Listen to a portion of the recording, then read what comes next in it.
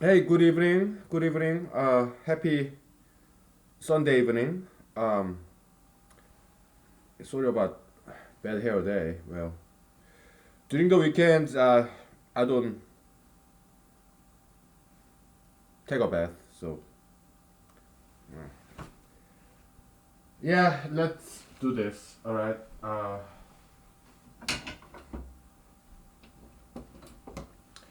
Interesting number game. Uh, we're gonna do the 14. Okay.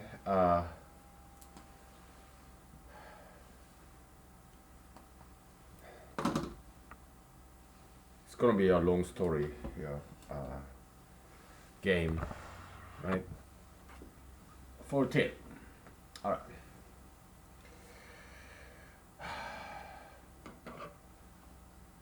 Okay. We need to express two. Okay. All the way to 12. Uh, let's see how it works.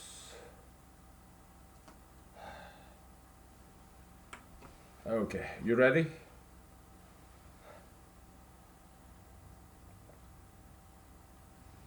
Okay. 2, the first thing we do in this algorithm, you add uh, first posterior. And if it is bigger than the 2, the objective, you subtract the first prior, then 0, right? Too small, smaller than 2. Then you add the next posterior, too big. Now, you subtract with the next prior, so that's 4.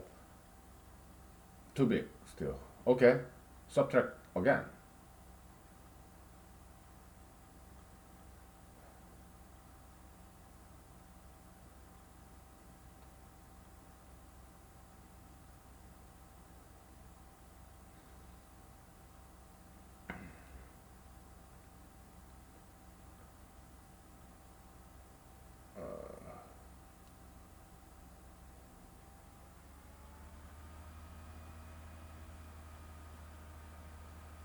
So it's zeroed out, too small, right?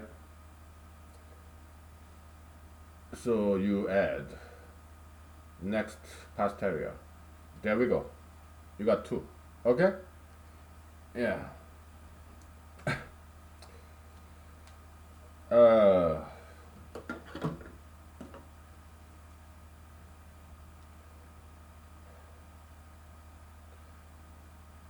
Next.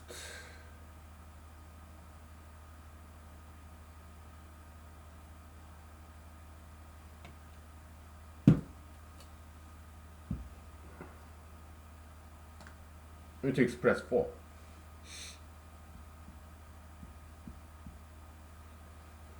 Yeah, 4. That's it was easy. Now, next, we need to express 6. 4 is smaller than 6, so you add one more. 10, too big. So we subtract 4, right? And subtract 2, it becomes 4. Ah, no, no, no, no, no. We stop there.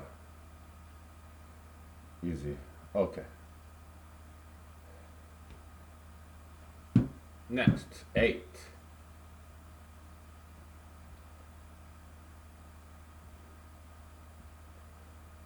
We add 4,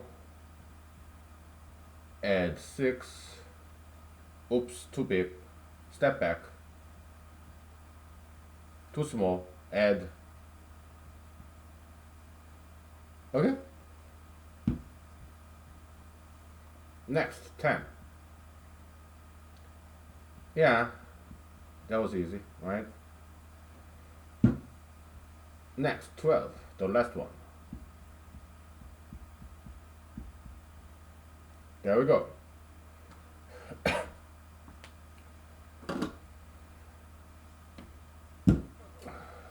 We don't know why. I mean, I don't know why it always works this way. Okay.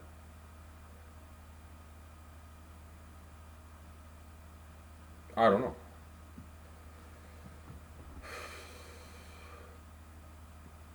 So Goldbach's conjecture states every even integer can be expressed as summation of two prime numbers, right? And this is the equivalent problem. Okay?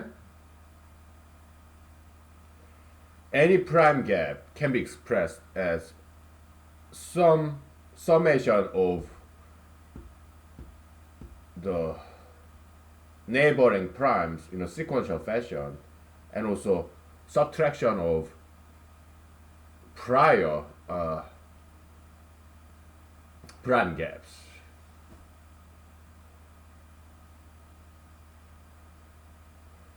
And yeah, it looks as if it's more difficult problem, it's equivalent but more difficult problem than original problem. But in a sense it's easier too. Why? Because we are not confining ourselves with summation of two numbers like original Goldbach conjecture is. And also we are not dealing with odd numbers, and we are not dealing with prime numbers either. We are dealing with strictly the even numbers, and also because these prime gaps they're also smaller, a lot smaller than prime numbers.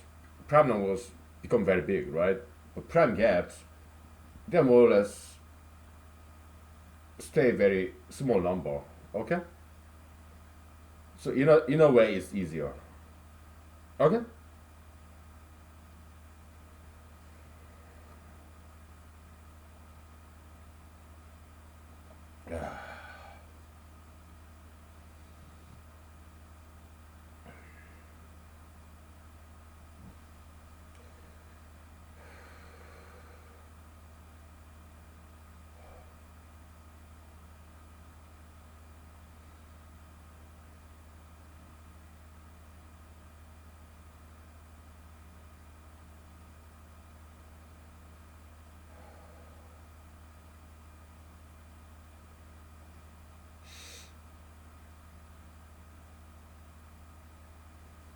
Yeah.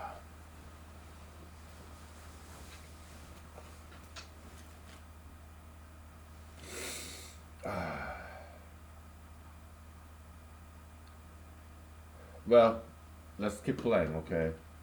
Until we see a definite pattern.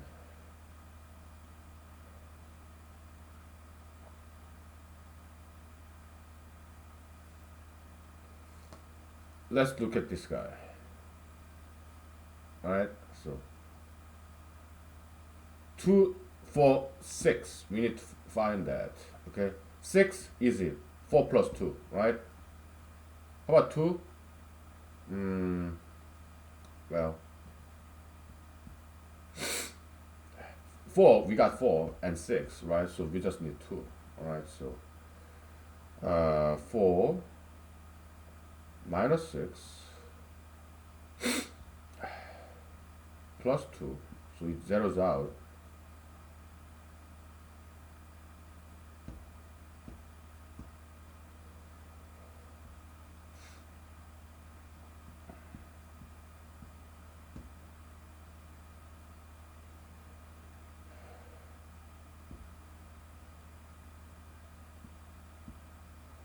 Zeroes out again.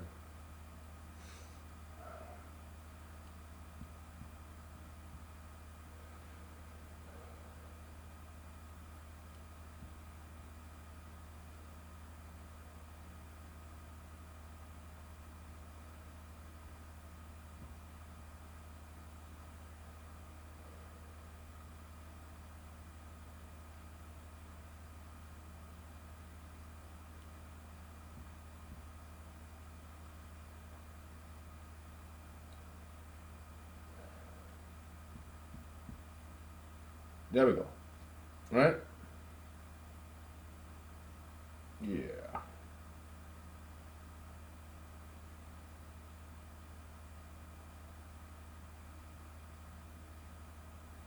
Okay.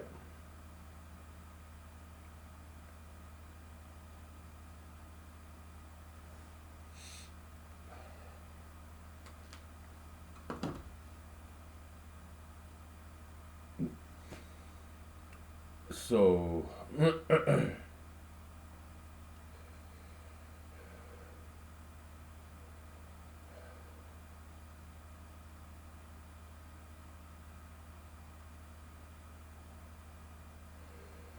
it's very strange it works. Okay, why it works, we don't know, but we just observe that it always works. All right, so we just want to understand why it is working.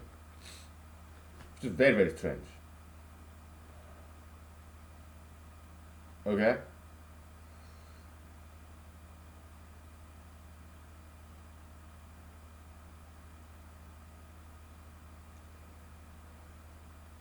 part of the reason why it works is that prime gap it fluctuates. It goes up and down, up and down, up and down, up and down, right? So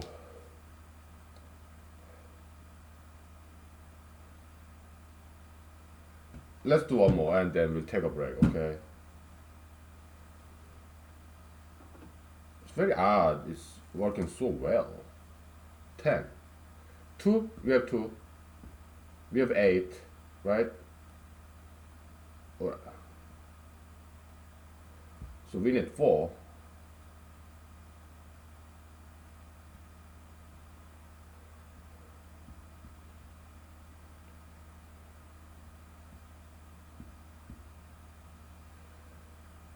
So that's minus 4. Zeroes out. Too big. So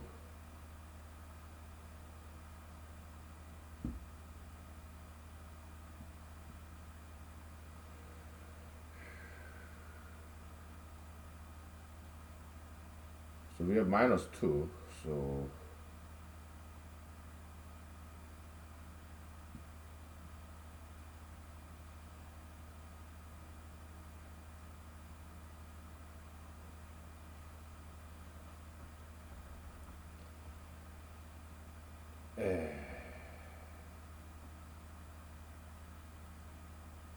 so we got 6.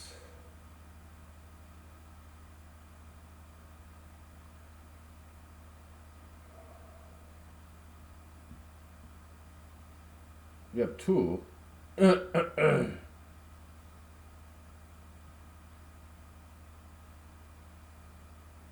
We have 6.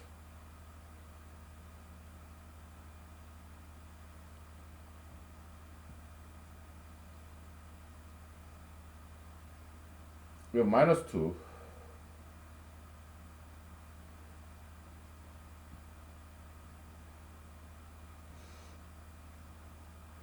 We have 0. We have 4 now. Okay, good. Yeah, it took a while, right? So, but it worked.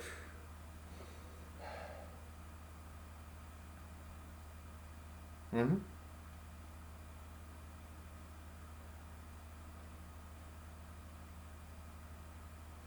We're not going to erase this because it's kind of long and perhaps you can see something here, alright? Next, 6.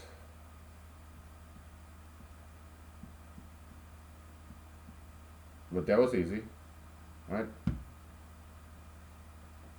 We have 8, 2 plus 6. There we go, that's it.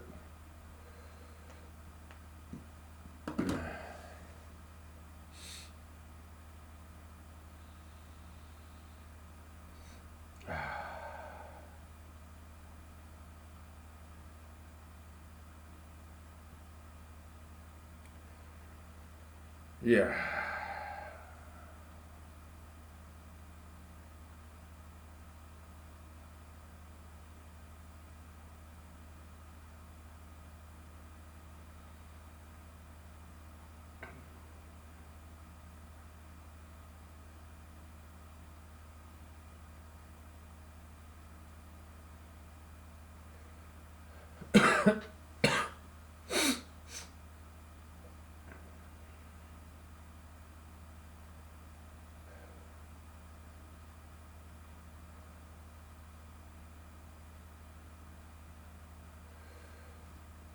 So our newest equivalent conjecture, a conjecture equivalent to a Goldbach's conjecture, our newest addition is that a given, we select a prime gap that's bigger than 2, right, in this sequence of prime gaps, okay? And you express an even number less than this prime gap. We express that in terms of summation of posteriors and priors in a very sequential fashion in that direction, okay? And we cannot make any jump, all right? We have to add in a sequential fashion or subtract, okay? And it always works. We just understand why. Okay? All right, let's take 5 minutes, all right? Yeah. All right.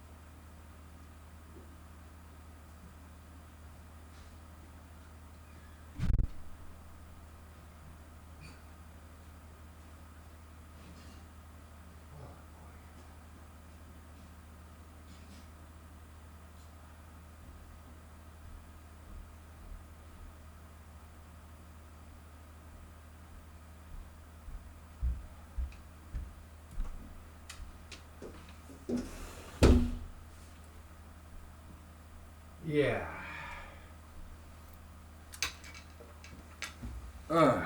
Okay, let's look here. Let me grab some Diet Coke.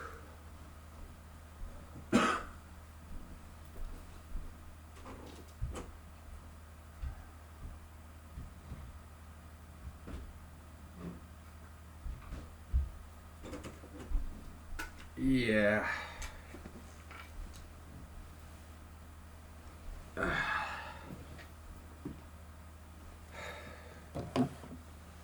It's really odd. It works.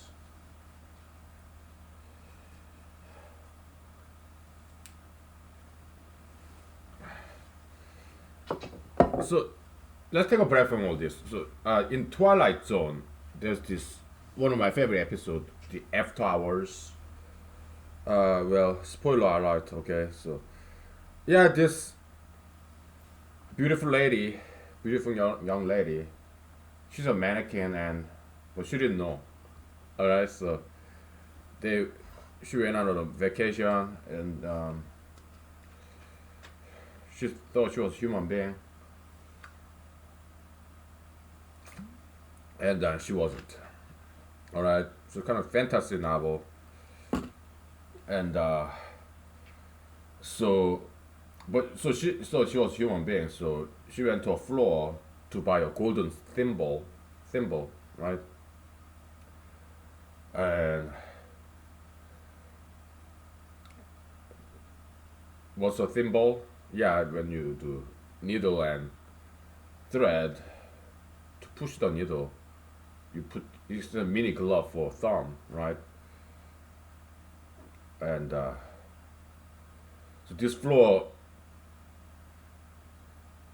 the only thing this floor in a department store has is a golden thimble that she was looking for.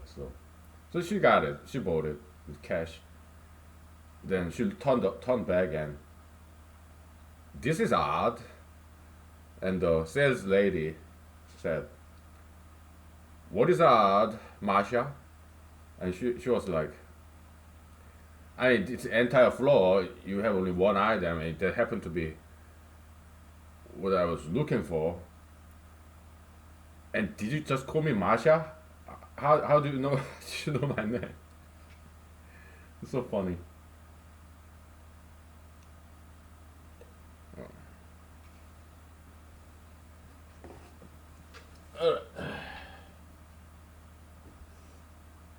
Yeah, it's raining, so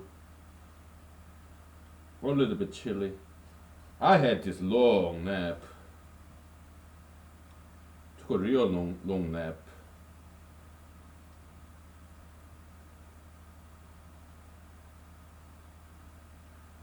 Totally overslept. I had a very interesting dream. I was taking a bath with my clothing on. Okay, I went to the bathtub with my clothing on. Why? Because water was not that warm. It was lukewarm. It was not hot, so I was taking a bath with my jacket on. Alright, in my dream. Strange dream, right? Also, another dream I had just like a couple of hours ago. Is like there was this kind of scary movie, kind of not exactly nightmare, but very fantasy, kind of very elaborate dream. And there's this monster child, kind of magician, superpower. There's Twilight Zone episode about that, right? Yeah, it's a good life. I love that episode. Anyways,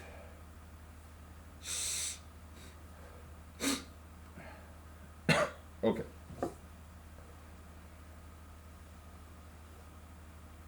It's odd why it's working. I don't know. Somehow it works.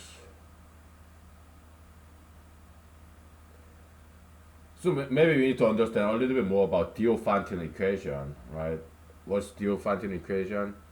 It involves multiple variables in an equation, and the condition is that those variables they are strictly positive integers.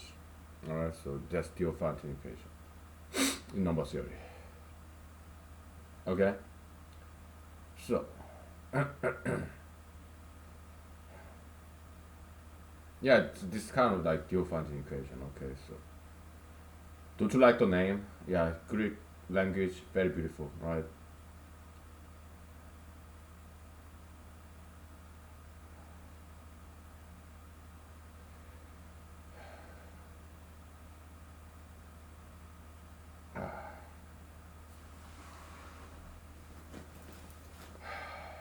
Why is it always working?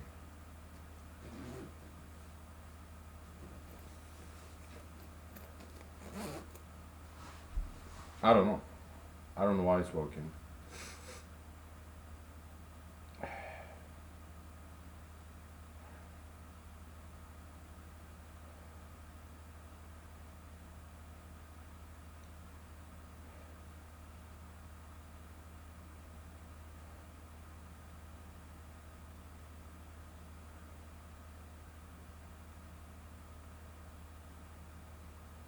Well, you know, let's keep doing it then.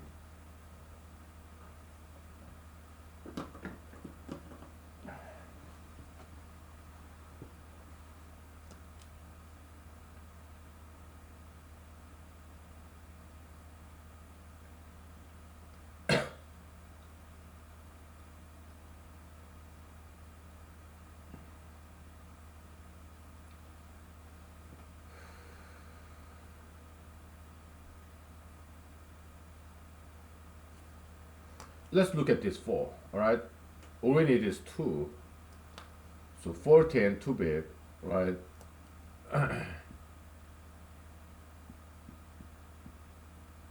With minus 2, minus 4, minus 14, so that's minus 6, plus 6. So it zeroes out, plus 10. Too big.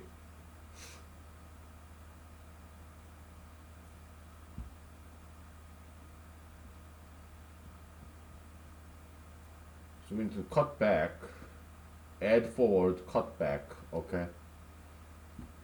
Minus 10, zeroes out, plus 2. Okay, okay, okay. It seems as if so there many times it zeroes out, right? Maybe there's some symmetricity, kinda symmetric distribution of these prime gaps around one given prime. So that's why they kind of zero out. So then it's looking for this guy too. In a conceptual level, all right. Okay. Well, there's some pattern. Okay. Okay.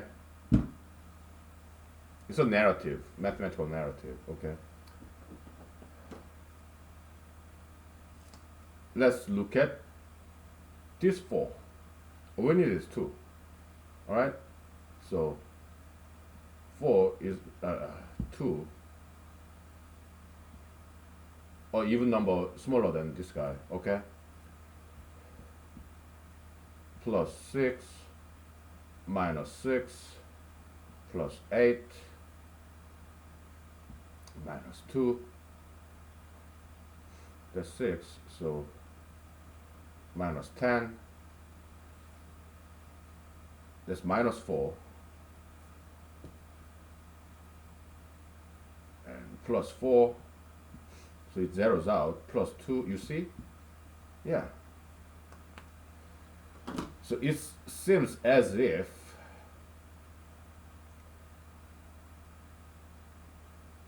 we are looking for 2, but because karma is like symmetric, you know, going forward and backward, or there's some symmetric distribution, so it kind of, they kind of zero out until we find 2. Okay, kinda. All right. Yeah. Okay. Let's look at this 4. Because we don't see any 2s, so hopefully we have enough posteriors.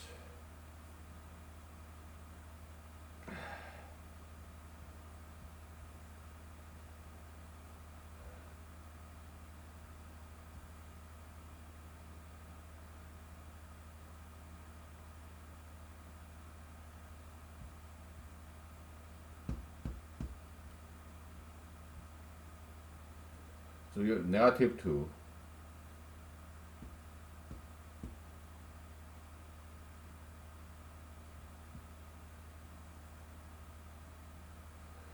You're plus 6.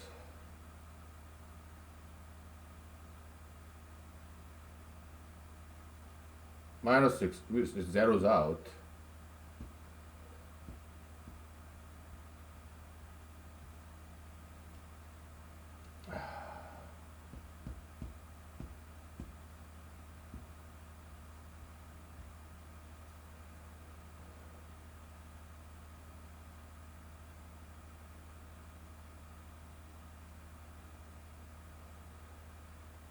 Uh,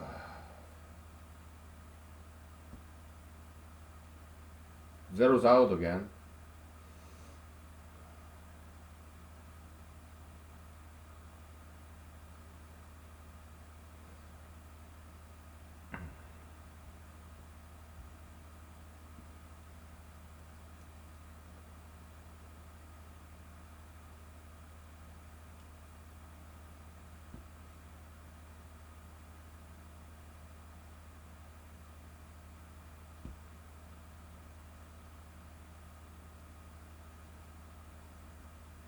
Okay, we got it. 2. Okay.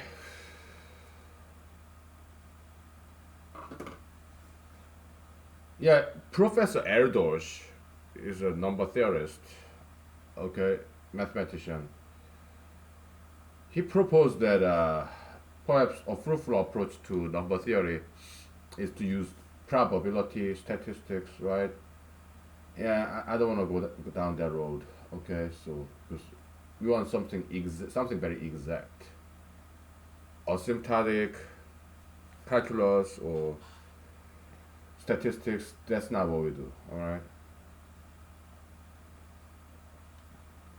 Yeah, I don't. We don't want to deal with that. Okay, we want something exact. So yeah.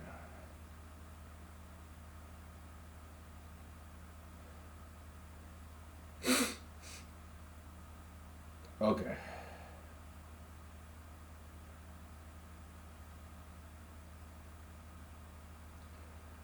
Yeah, it seems as if the twin prime gap two it gets rarer and rarer and rarer, right? It seems okay. With prime gaps that they become bigger and bigger and bigger, you know.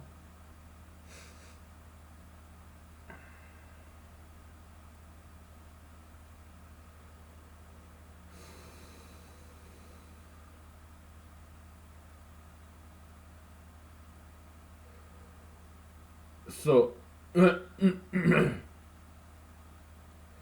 Polignac's conjecture is this, right? In this sequence of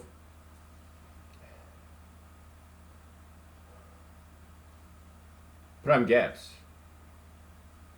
2 happens infinite times, 4 happens infinite times, 6 happens infinite times, okay? And all the even numbers, it happens again, again, again, infinite times, okay? It recurs. That's Polynax conjecture, okay? So twin prime conjecture is one particular subcategory of Polynax conjecture, okay? Yeah. It's stronger conjecture than saying the prime gap coverage is equal to even integer. It's stronger than that. It has said because it also says, yeah, there are infinite number of 2s, 4s, 6, 8. Okay, so yeah. Okay.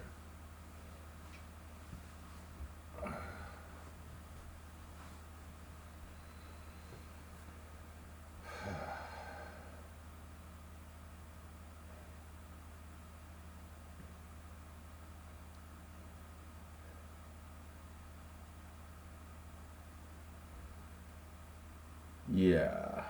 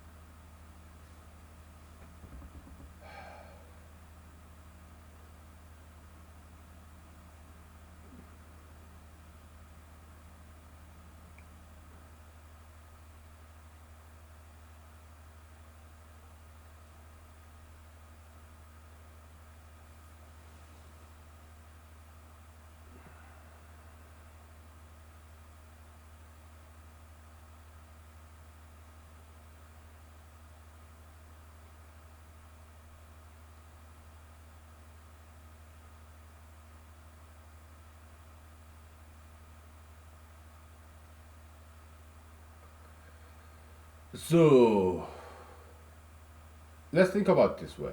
All right. So we pick a prime gap, right? And it's like balance, like a scale. You have two dish of balance, right? We are weighing the summation of the numbers to the left in one scale dish and adding up on another dish the numbers on the right, okay? And the difference between the two sets of weights, it should be a little bit similar, except the difference should be 2. The scale on the right, it should be slightly heavier by 2. Okay? We are kind of making, again, mathematical narrative. Okay? Using analogy of this two scale dishes. Okay? One on the left hand side, the other on the right hand side. We keep adding these weights one by one until we find the difference 2. So the scale on the right should be heavier, and that makes sense. Why? Because prime gaps they get bigger and bigger and bigger. Okay, so the summation of the right side weights, yeah, it should be bigger. So it kind of makes sense, right? Good.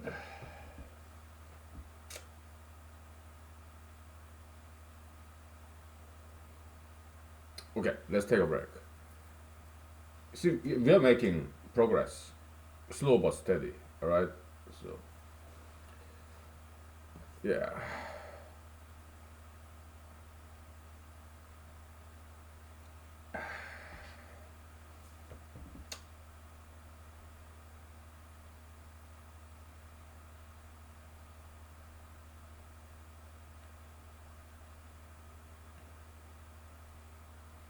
And it's quite likely we'll find that number because uh, it this kind of makes sense now. We pick a prime gap and numbers on the right side because prime gap is asymptotic behavior of prime gap is proven to be kind of like logarithmic. Okay, that's prime number one implication of prime number theorem, right? So it does get bigger and bigger and bigger. Okay, yeah, there's some fluctuation, but in general, it gets bigger and bigger. Prime gaps. Okay, uh, because prime numbers they get rarer and rarer and rarer, right? So, but the growth of prime gap is very slow. It's kind of logarithmic. Okay, growth of prime gap is very slow. So the left hand side, right hand side, they are more or less the same. The right hand side is just a little bit bigger than the left hand side, right? So actually, it does kind of make sense. The difference being 2 or 4, 6. It's a small difference, right? Yeah. Right hand side is slightly bigger than the left hand side because, but not by much, because the logarithm prime gap function is kind of logarithmic, very slow growth, but growth nonetheless. It does make some sense here. Okay, good. We just need to prove it. Okay, but now we have better understanding than before.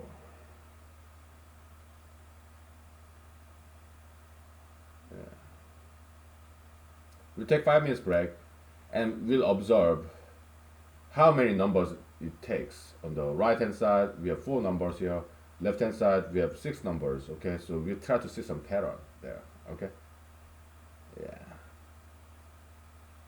That will be next logical step. Okay, right, very good, very good.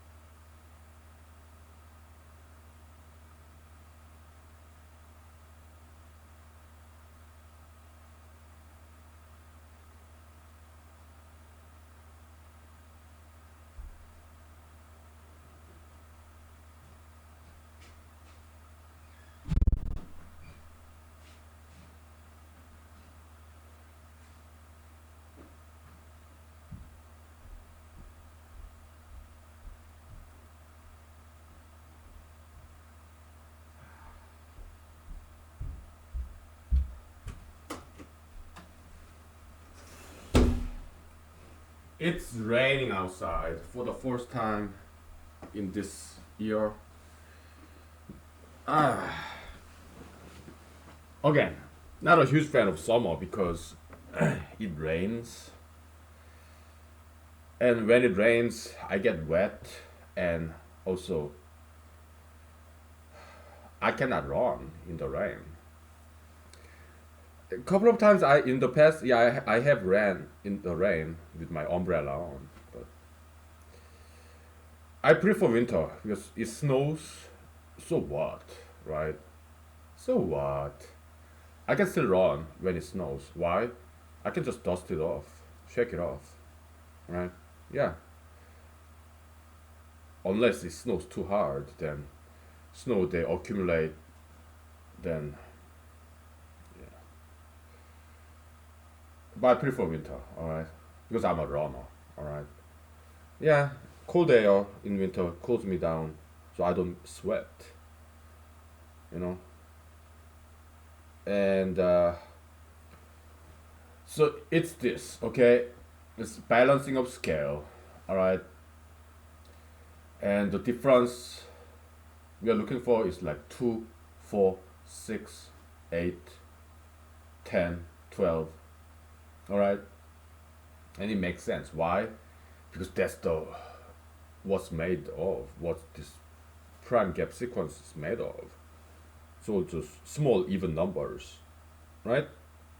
Yeah, they do get bigger. They go to infinity, but very slowly, right? So we're kind of having conceptual understanding of all this. Okay, so we're making pretty good progress here. Okay. Yeah. Yeah. Very good. Okay.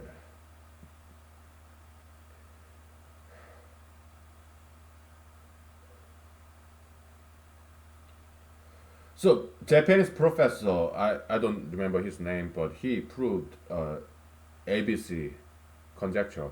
Well, congratulations. He said they say he's been working on that problem for 8 years. He finally got it. Well, big congratulations. Uh, but ABC conjecture is not my cup of tea. Why? Because the conjecture itself is a little bit complicated. It's not as simply elegantly simple as Goldbach's conjecture. So yeah, but still, congratulations. Okay, okay. So we have four numbers and then six numbers. Okay, okay. We'll keep making examples and try to see some pattern. Okay.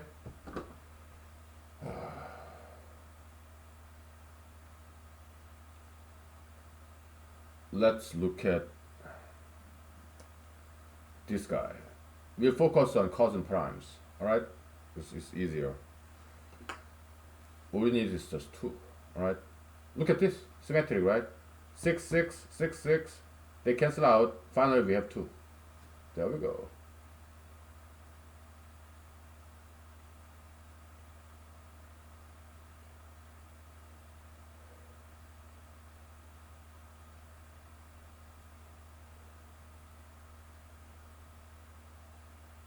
It's kind of getting bored. Kind of getting boring. All right, so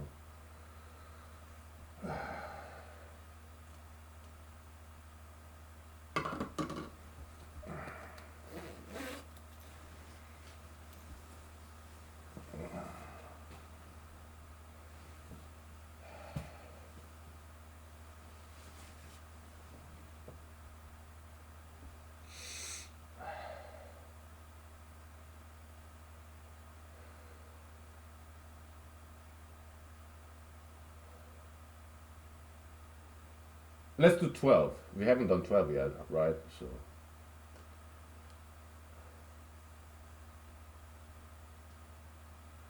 okay.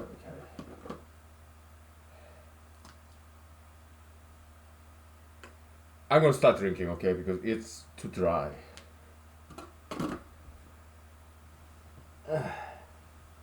Uh,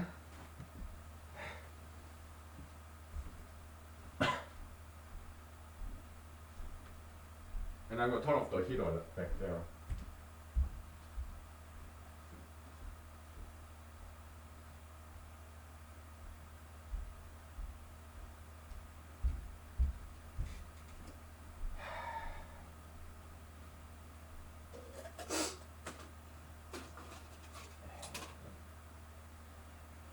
Oh boy. Are you doing any home exercises? You should, alright? You have to physically active. Yeah, martial art, dancing, weight training. Okay? Home exercises. Yeah, just watch YouTube and play your favorite tune and or watch some martial art clips in YouTube and imitate martial art that they do. Okay, just do so safely. Okay, so then you'll be fine.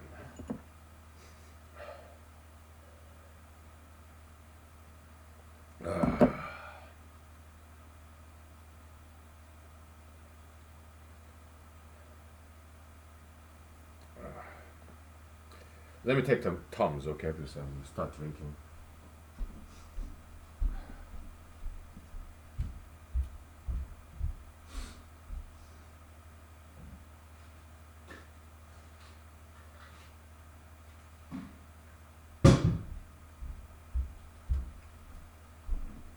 I have to prime my esophagus. Pun intended. When I was in the army, U.S. Army, yeah, I was junior English soldier, so we do everything: carpentry, or some mechanical work. We fix cars, generators, jack of all trades.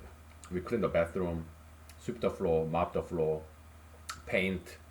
So there's this primer, right? You prime the wall so that the paint stick well to the wall, right? Pun intended, okay. Prepping my esophagus so that it doesn't like burn when I drink vodka, okay. So yeah, I can use some calcium carbonate, whatever. Okay.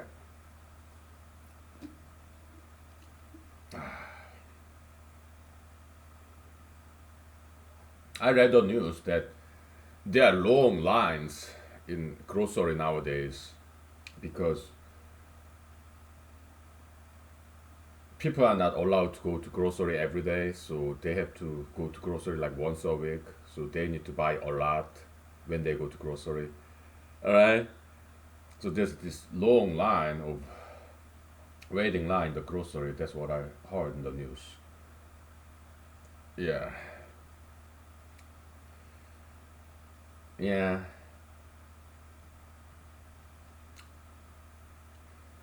So when they wait in line, it's not quite social distancing anymore, right?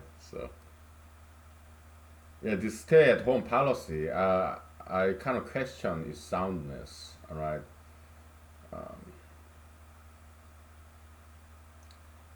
well, but it's always easy to criticize the leaders, but yeah.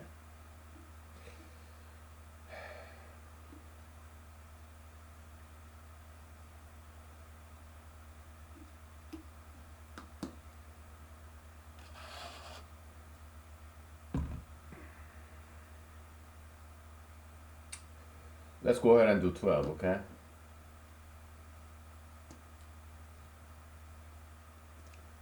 How some green? Oh, good. This is good. Thick green. Very good. This 12, okay? So we need two.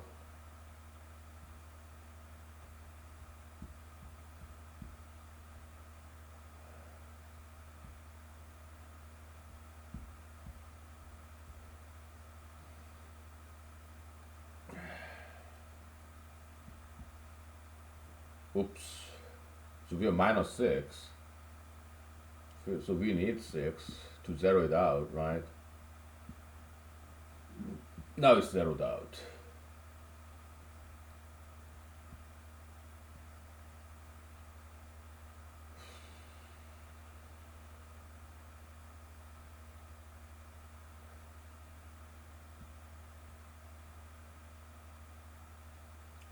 there we go. So 4 positives and 5 negatives. Okay?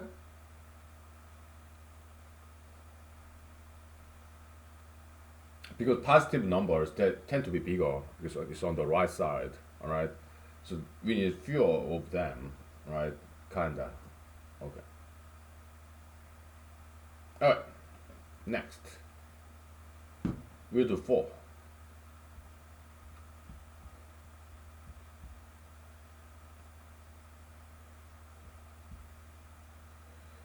Oh, that's easy. That's it's good that we didn't erase this. Okay. What we need is getting rid of this -2. Okay. This guy is the 0 out, and we just miss 4. We get rid of -2. Okay. All right. How about 6?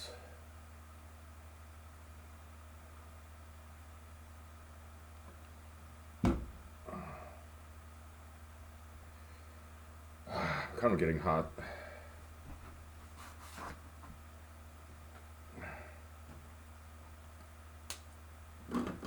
Let me have some vodka, okay? So,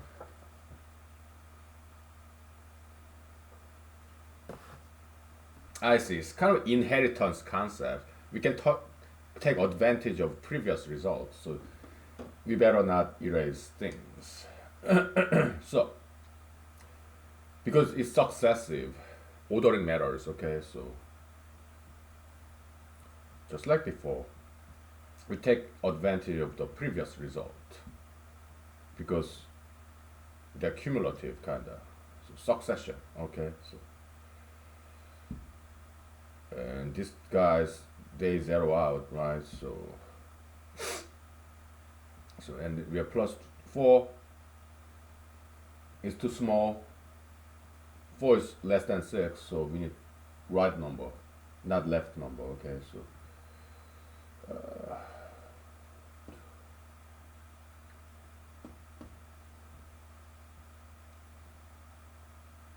yeah, too big.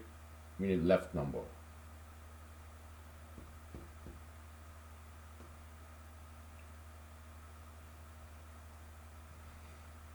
So we got 8. Still too big.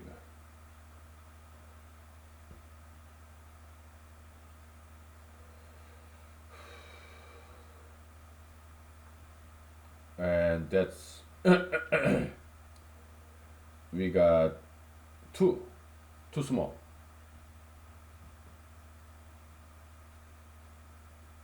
We got 4, too small.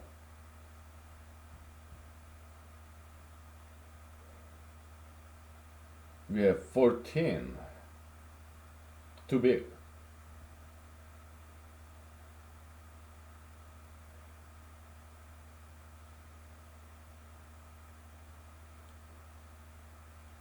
We got 8, still too big.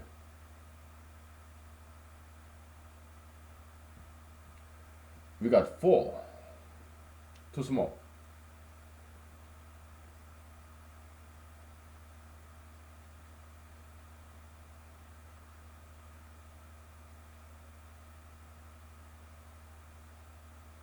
We got 10, right?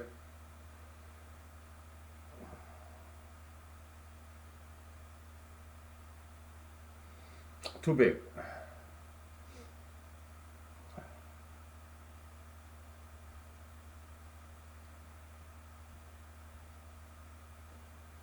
Ten minus 6, 4, too small. We got 10, too big.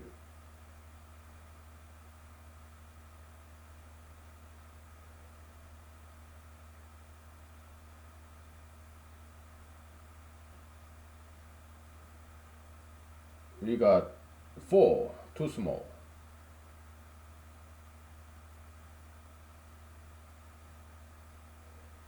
We got 10,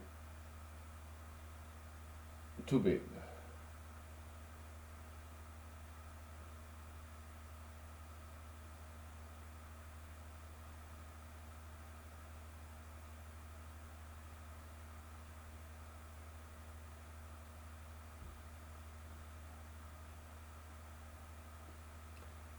We got 8, that's too big. Ah, boy.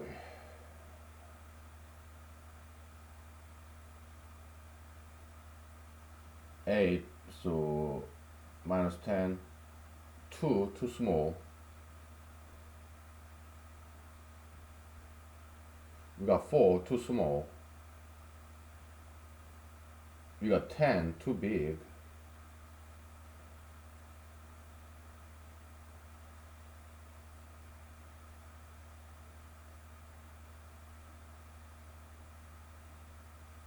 Eight, too big.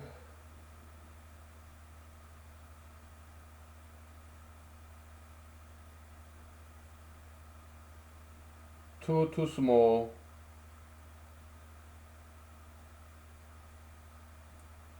We got it, 6. Yeah, it took us a long time. Let's verify our calculation. Okay, so because it's very easy to make mistake here, so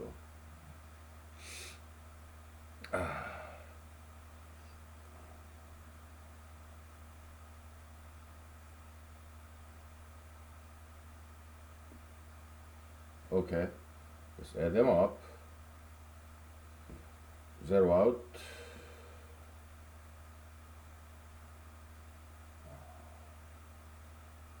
Minus 2 plus 4, 8, 0 out. Yeah, I must have made some mistake somewhere. Okay. Okay. Plus 2, minus 2, plus 4,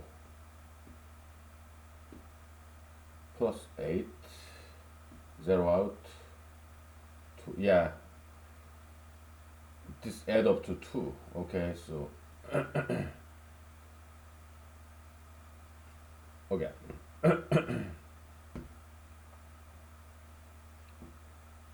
2 minus 2 plus 4 plus 8, 0 out, 2. Okay, yeah, it became 2, so we didn't quite get it yet. So this is 2, add up to 2. So we have to add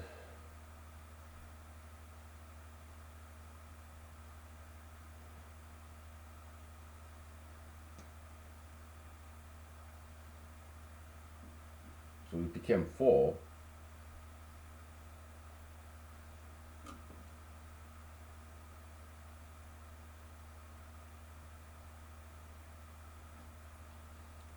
We have to add 10, become 14.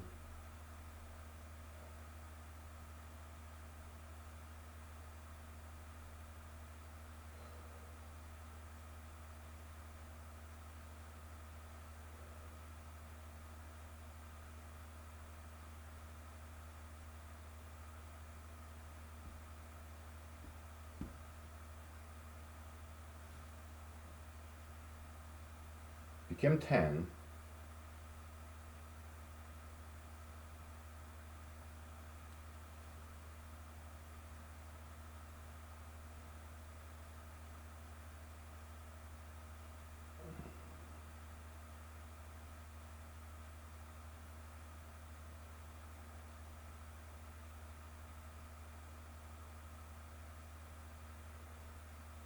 Became negative 4.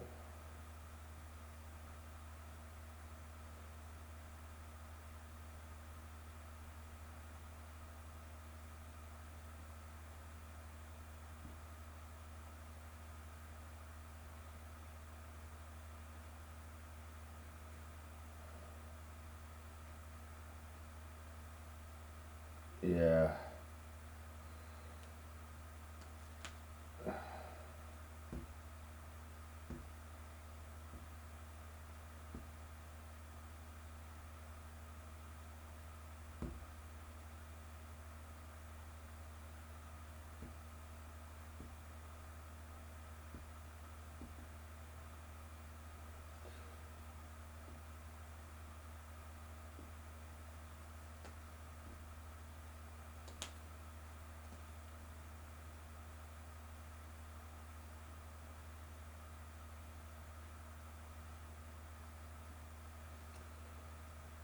Okay. Yeah, marking the 0 point. All right. So we are negative 4. All right. So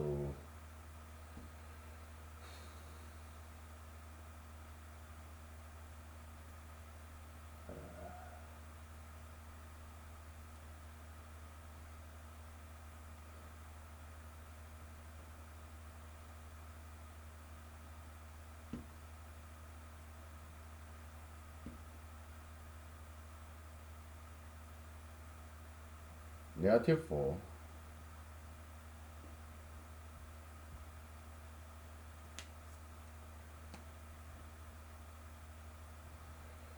plus 10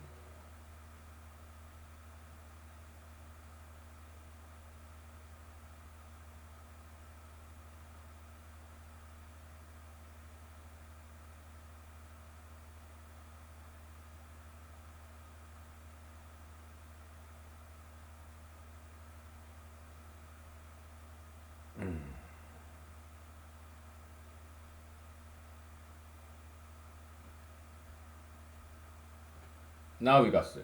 Okay. Yeah, it was very long. By far the longest so far. All right. So let's verify this. Okay. So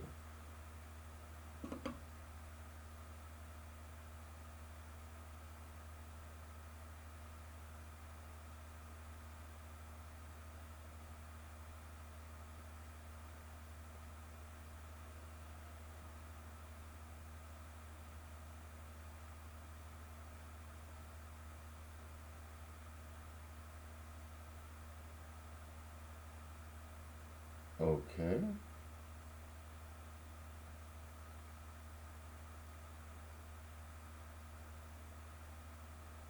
Hmm.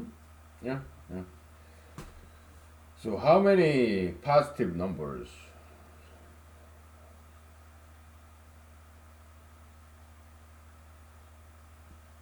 16.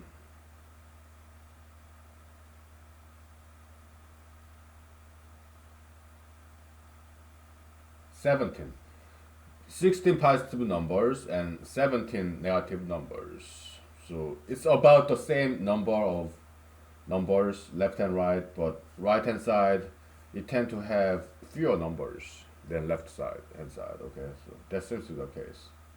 But the difference between the absolute value, I mean the number of numbers, is about the same. Okay, yeah. Differ by 2 or 1. Okay, so the number of weights on the left and right scale.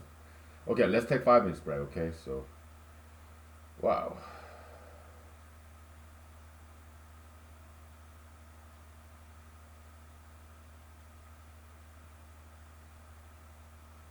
interesting.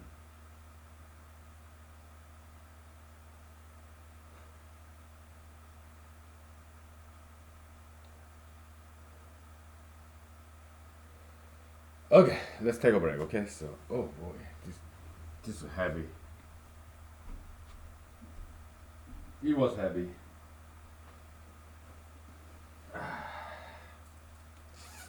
but we got it right. Yeah.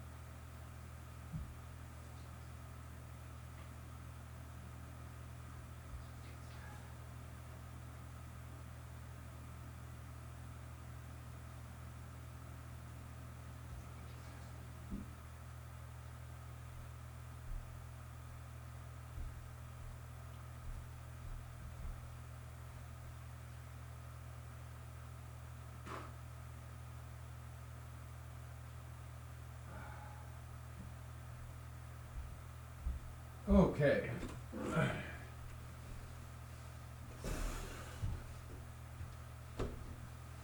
So we came a long way, right? Perhaps it's a good stopping point here. Uh, we had some conceptual progress. Um, our latest audition of this equivalent conjecture to the gold box problem is that it's a scale, right? You pick a number bigger than 2, and then you have two dishes, the left hand side, right hand side, okay, and you add weights. Yeah, they are like 6 grams, 2 grams, 10 grams, right? The right hand side, left hand side, until you find this even integer smaller than that prime gap, right? So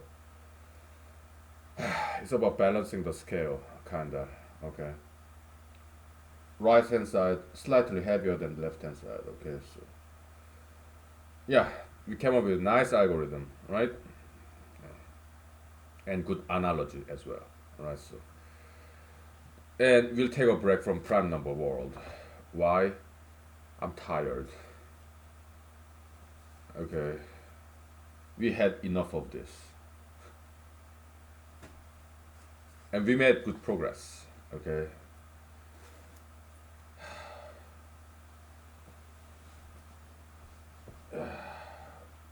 We'll take a break from this, all this. We can talk about humanology, all right? Copium account theory, all right? Kind of underdeveloped so far, so we'll develop it. Okay, copium account theory. Okay.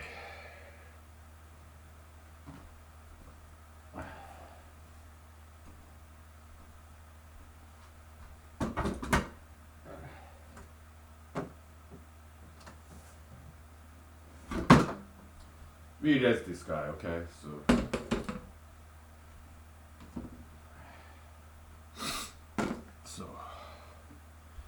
the copium account, okay?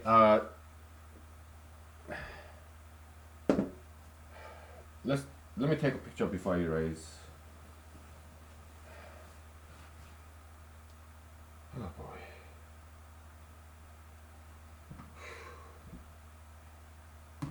Whew, that was so heavy.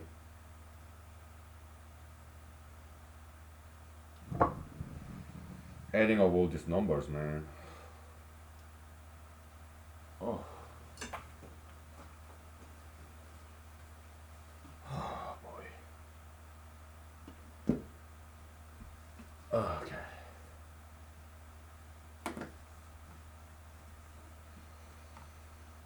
So I was taking, when I was in law school, all right, I was taking some business related law classes like finance for lawyers and economics for lawyers, accounting for lawyers, all that stuff. Okay, it was very good classes. I really enjoyed it. And like so one economics for lawyers class, I think it was like one credit class. It's like a attendance based, all right. So no exam, no homework, all right. So and I raised my hand and I used this word conduit, and the professor said, conduit. What a nice word. I remember that. So we're gonna use this term conduit. It sounds so cool, right? It's this, okay? You have copium accounts, right?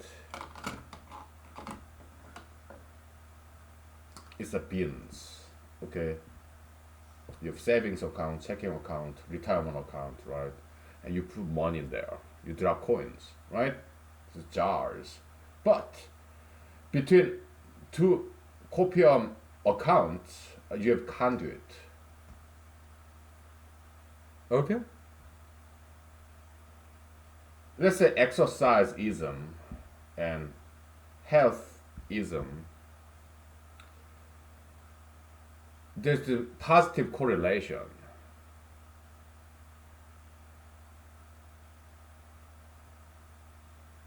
and also aesthetics as well. Human aesthetics, human beauty.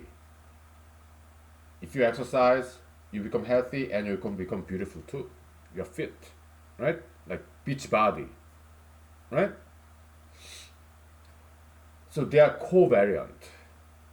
Their interrelationship is covariant. They go along together. As you exercise more, you get healthier and you become more beautiful, right? Positive correlation, covariance, okay? But when it comes to culinary pleasure, I love cream cheese, okay? I was watching this X File episode. What's the name of that episode? It was about vampires in Texas. Uh, Very funny, hilarious, very comedic episode, right? So Agent Scully was complaining to Agent Mulder. It was not a real cream cheese. It was light cream cheese. Yeah. I love cream cheese. Yeah, the Kraft brand or Philadelphia, whatever, right? When it first came to Korea when I was a teenager, oh, we love that. Cream cheese. And this biscuit, we love that stuff. Oh, yeah, cream cheese, the texture, fantastic, right? It comes salty and yeah. Maybe next time I go to Walmart, I buy some cream cheese and crackers. Once in a while is fine, right? But I don't like the way my belly fat looks, so I end up discarding the rest of it. Probably I eat just a little bit. Just go to my belly, it's belly fat, and I don't like the look of it. Okay, so but once every once in a while, I guess fine. So culinary pleasure, your palatal pleasure, is contravariant to all this. Okay, so how do we symbolize that? So these guys, they're all like one big bin, past correlation, right?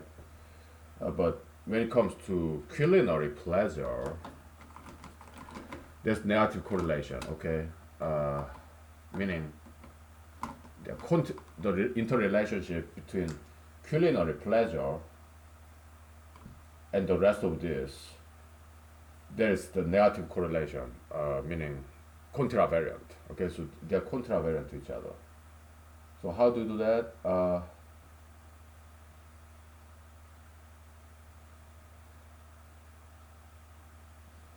The conduit. How about that? So this is like equal, unequal kind of conduit. Okay. As you have increased a lot of culinary pleasure, you spend money, time, energy, eating delicious cheese, cream cheese, donuts, sugar, fat, that kind of stuff. I love fat, animal fat, bacon. I love bacon. Steak, fat. I love that stuff. Chicken skin. I love that stuff. It's just that when I was young, because I was growing up, I didn't get obese when I eat those sugary, fatty food because I was growing up and also I was physically active. But nowadays I have to watch because I'm no longer growing up. I'm 41 years old. Yeah, I'm still physically active, but so I have to watch what I eat. I do have belly fat. It's not that thick. So how thick is my belly fat? If I grab it like this, about 2 inches, I guess.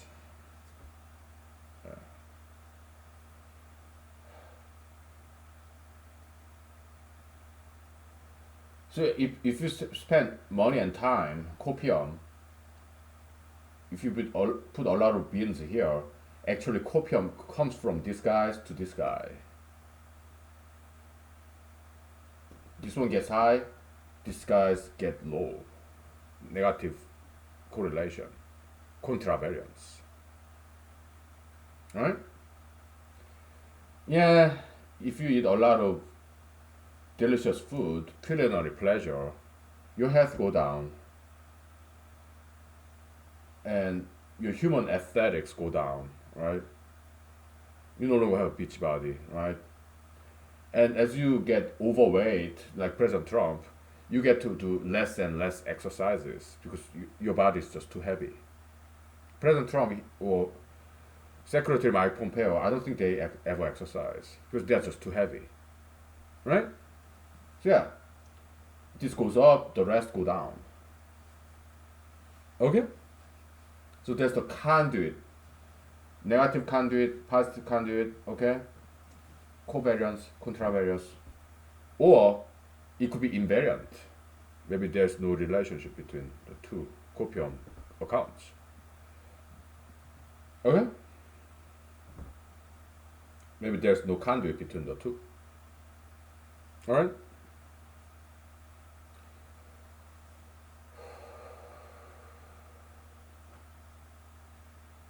Yeah.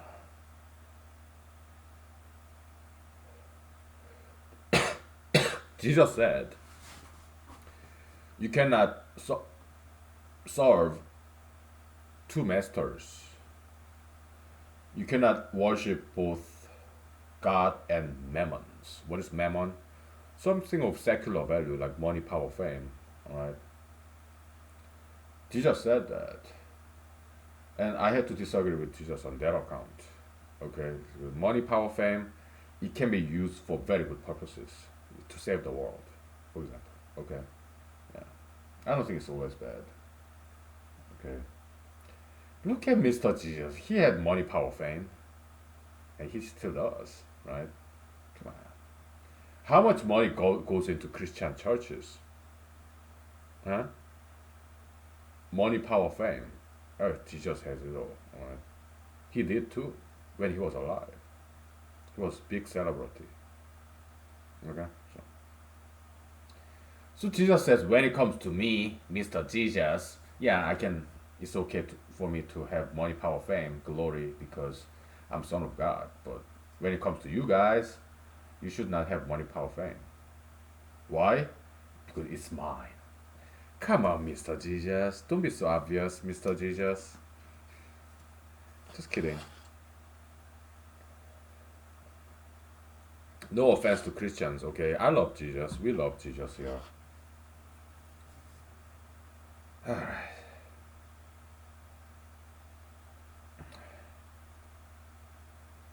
Yeah, I'm kind of getting tired, okay? So,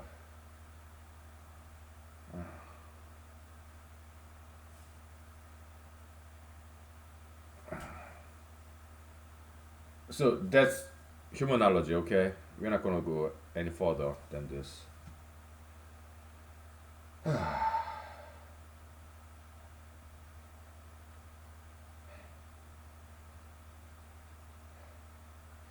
Kind of getting hungry too, alright?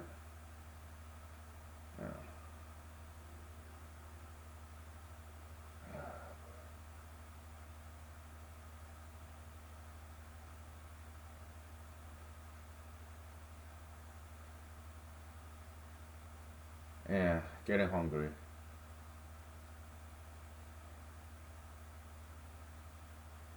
We'll take 5 minutes break, okay? And then we'll see what's what.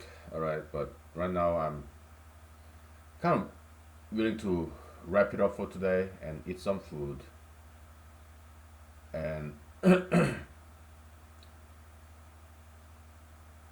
do some internet surfing,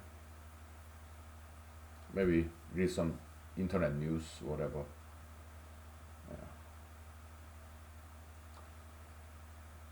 Yeah.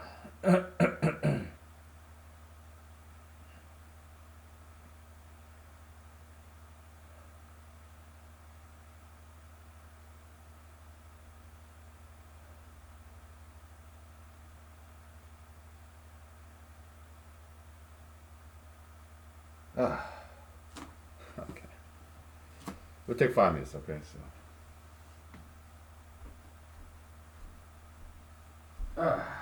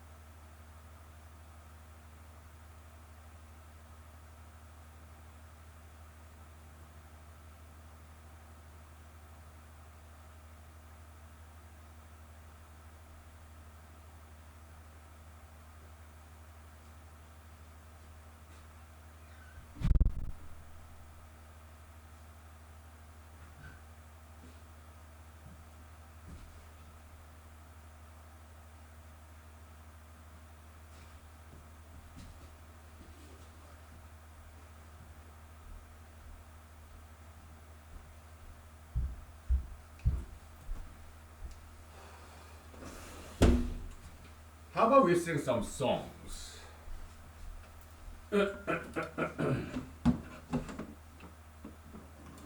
Yeah, I mean, this copium account model is not quite complete because the conduit concept, yeah, there's some work to be done because if they are connected, then there's copium transfer between. So, yeah,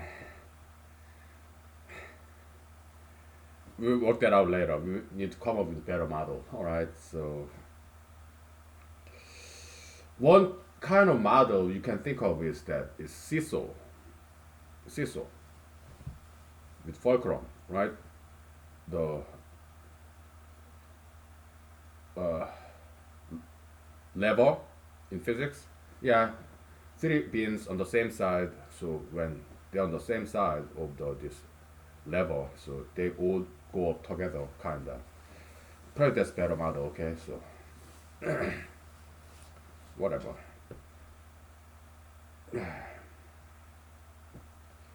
Let's just sing. All right.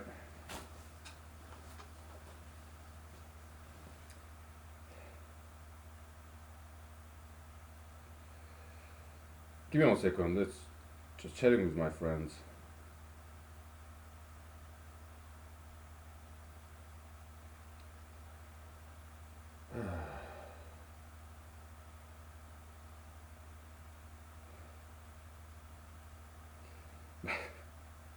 My friends say, "Don't drink too much. Don't drink too much." It's so funny. Love my friends. But they know I drink a lot during the weekends. So Yeah, just drink Diet Coke. Let me grab another one. Ah, I love Diet Coke.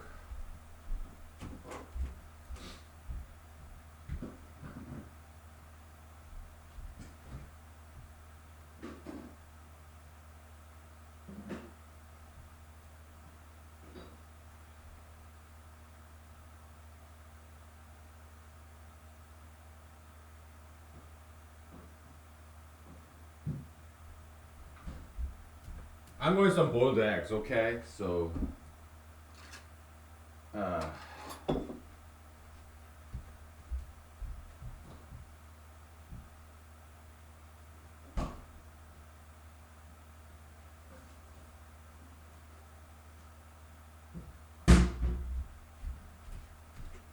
and milk.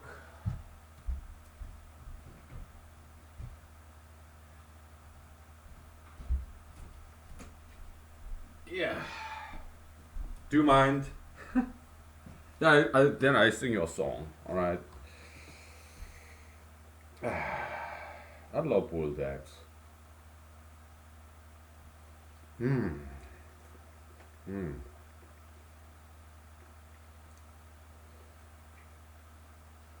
Mmm.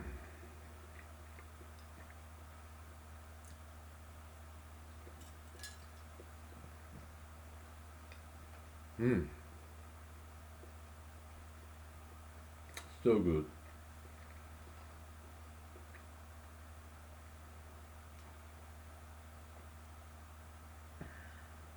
Boiled eggs.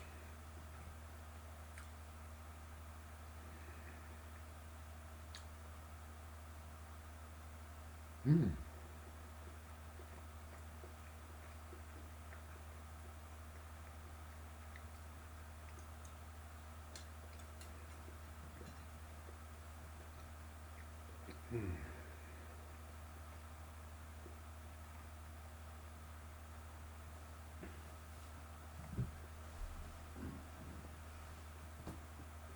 So good.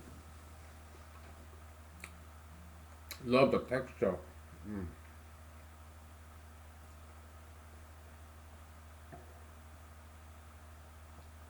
You know, back in the days, I used to discard egg yolk because it has some fat in there. Nowadays, I don't. But there's also protein in there too.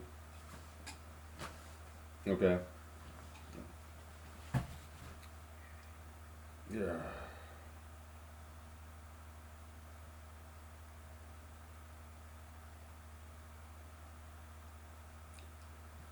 So, the song I'm gonna sing you, uh, uh, one more boiled egg.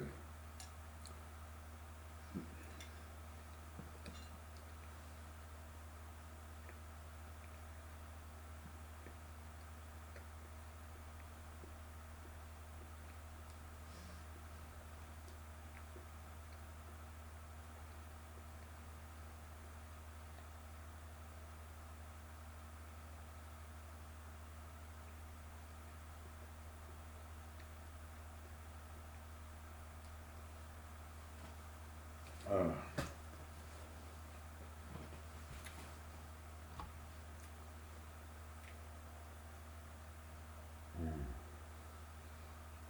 uh,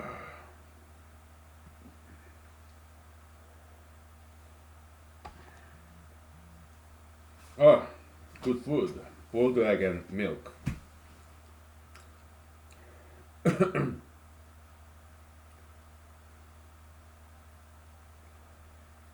So, um, the yeah, I live very humble life, very frugal life. I eat canned beans, which is fantastic and cheap and very healthy. You know, canned beans, good minerals, vitamins, and so on, right? And boiled eggs, cheap, healthy, right? And corn, fantastic. Frozen fish, frozen chicken breast, skinned, lean meat, good protein, vegetables, right? Mushrooms. Yeah, I eat very healthy. Okay, and they're very inexpensive. They're healthy, so that's what I eat. Okay, milk, fat-free milk. Okay, so yeah, I watch what I eat. I have to.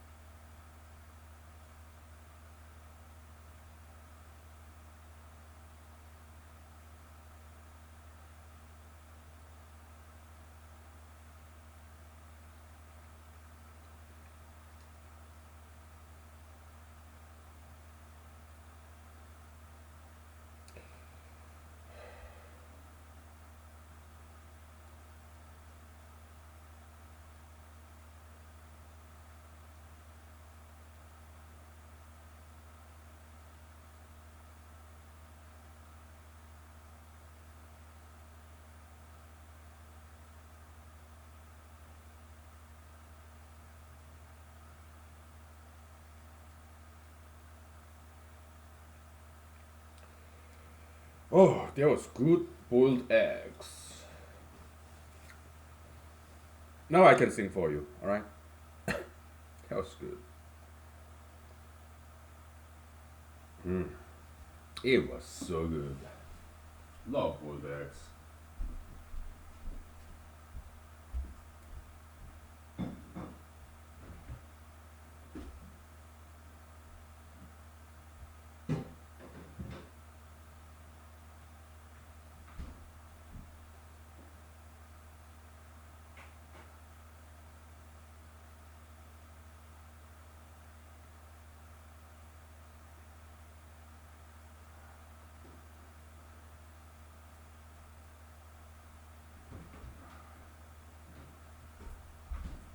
Yeah, I also drank a little bit of pickleback, Wisconsin pickleback, pickle juice. Oh, they're so spicy. Hot mama, my favorite. Okay, oh my goodness, so good. Illinois pickle is good too. The refrigerated Illinois pickle. Yeah, they make good pickle as well. But Wisconsin pickle, that's something extremely special because they have this secret recipe, you know.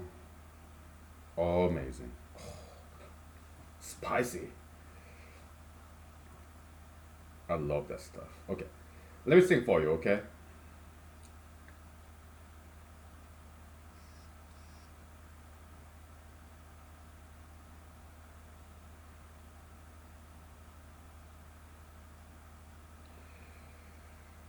It's the Beatles' rendition of this particular American old song.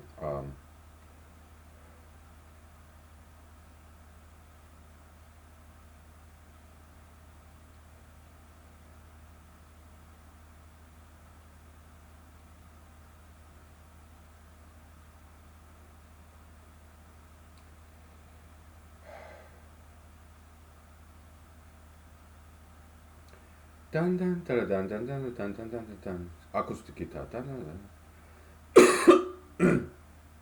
There were bells on a hill, but I never heard them ringing. No, I never heard them at all, till there was you.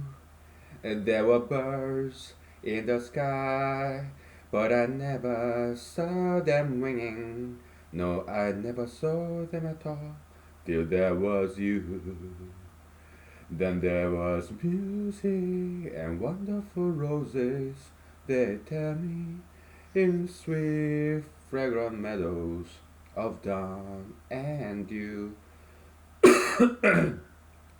There was love all around, but I never heard it singing. No, I never heard it at all till there was you. Till there was you. Ooh. Yeah.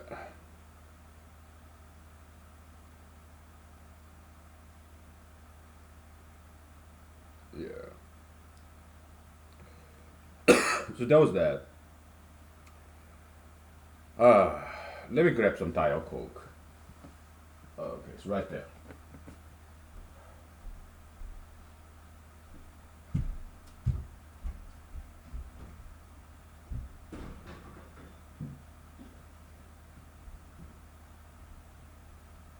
Actually, I want to eat some more. May I? I grab some pickle and. Uh,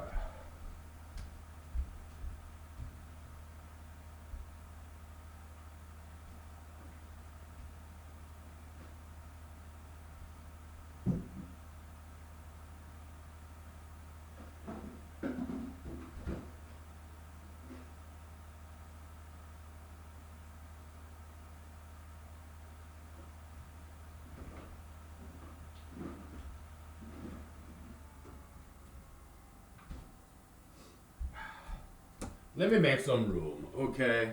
All right. Yeah, I don't quite feel like drinking.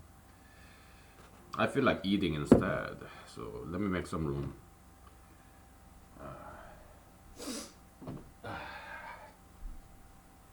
Yeah, too much vodka this weekend, so.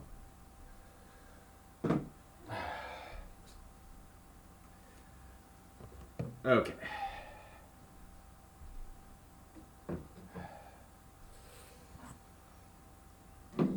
All right.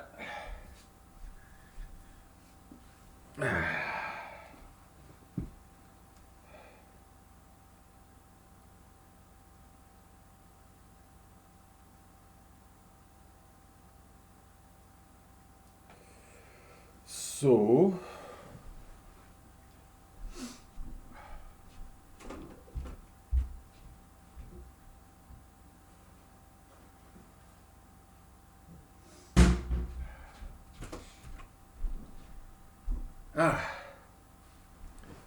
This is like it's jalapeno, but it's tamed jalapeno, so it's not like too spicy, you know.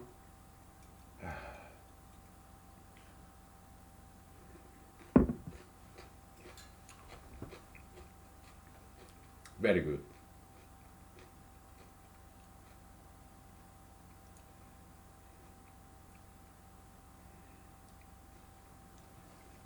Okay.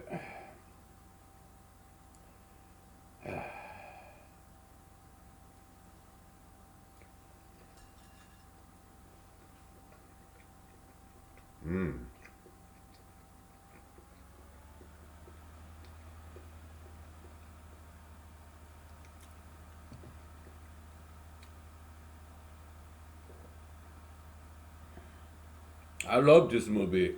Charlie Chaplin, The Circus.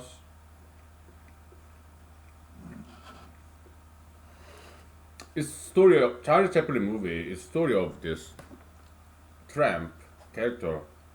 He's very poor during the era of like Great Depression and whatever, right? Yeah. Pickle juice. It's so good. Oh boy. Oh, there's nothing like it.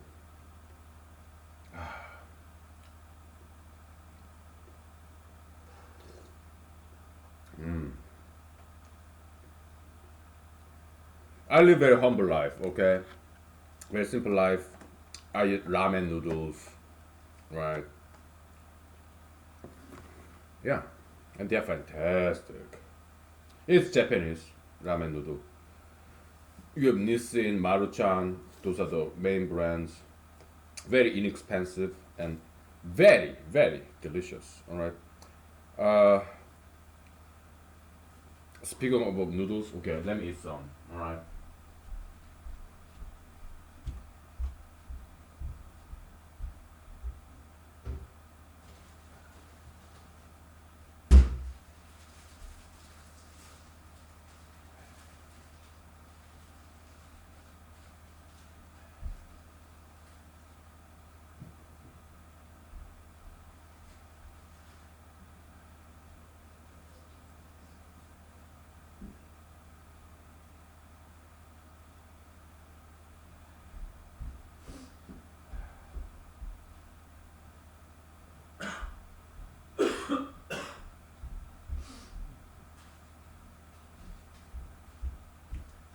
So when I was in Afghanistan, the way we cook ramen noodle like this is that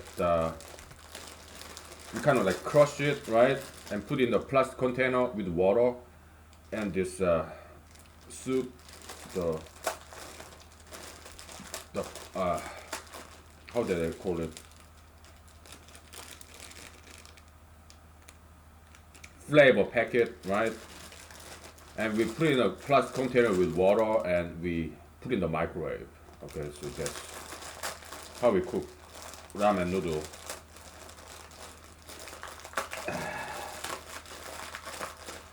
Funny story I can tell you. So yeah, why do I use chopstick like this?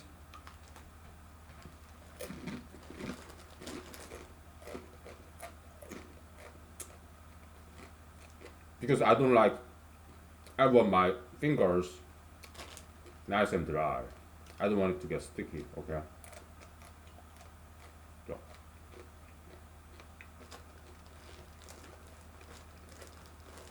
yeah,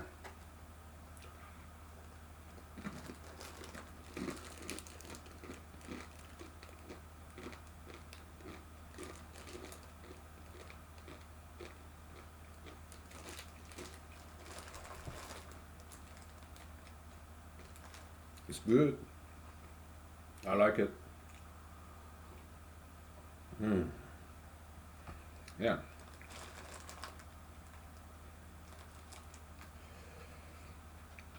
Funny story with ramen noodle.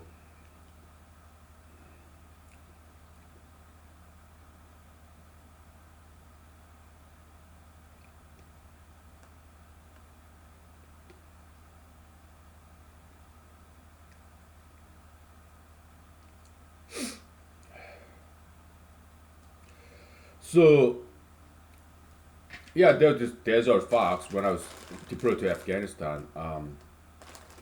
So, my buddies would throw this desert fox.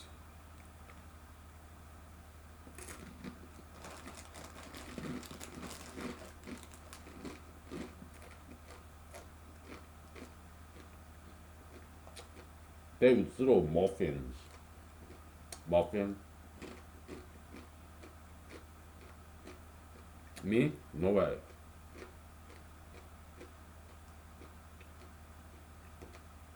I threw some ramen noodles, dry ramen noodle, and it choked on it. Okay. It was so dry.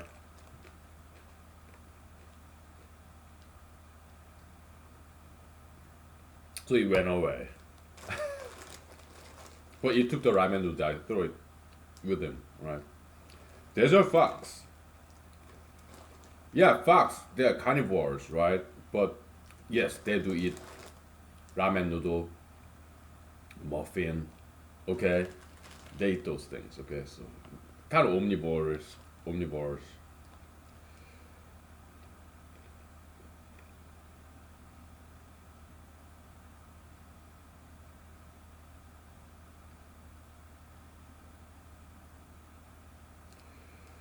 It fox, oh, that's smart, right? Yeah, I've seen some red fox in Alaska, okay?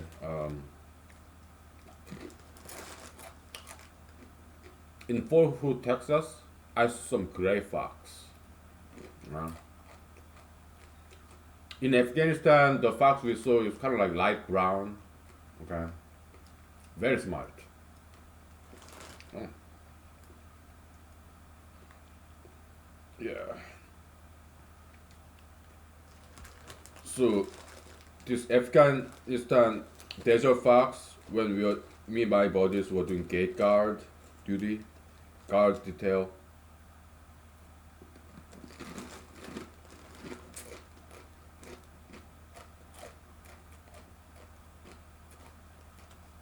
it would come to us. The fox, they're smart. They know. We think fox is very beautiful and very cute. We know. I mean, fox knows. It knows that we'll give them food, and we did.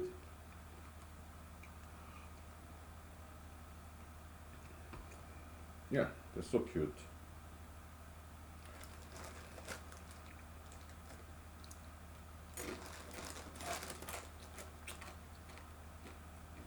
We also had camel spiders. Camel spider, they are pretty big, like this big. Okay, camel spider, yeah, they grew quite big. Okay, so yeah, we had that. Yeah,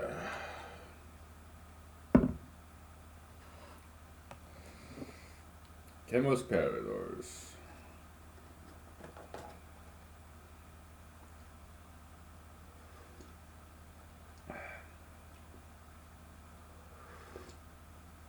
Ah, so good.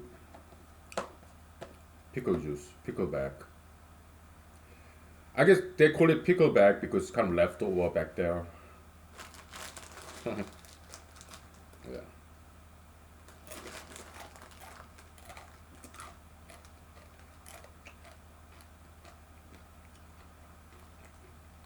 Okay.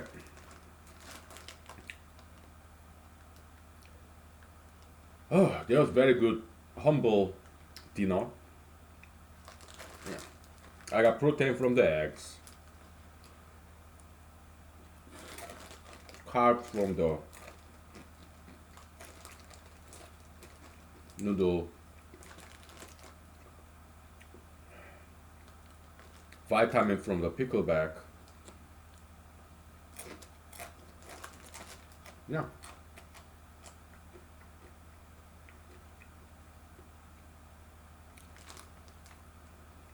good food. Very.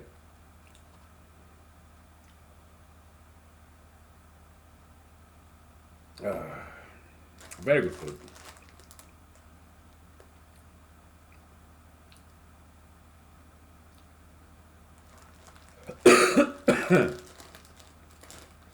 Yeah, I'm kind of full now.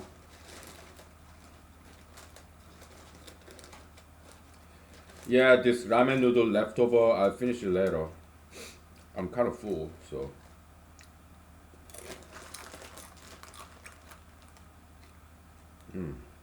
Good food. Okay, let's put this all back and we'll take 5 minutes break and maybe I keep singing or we wrap it up. I don't know. Okay? Alright. I'll see you soon.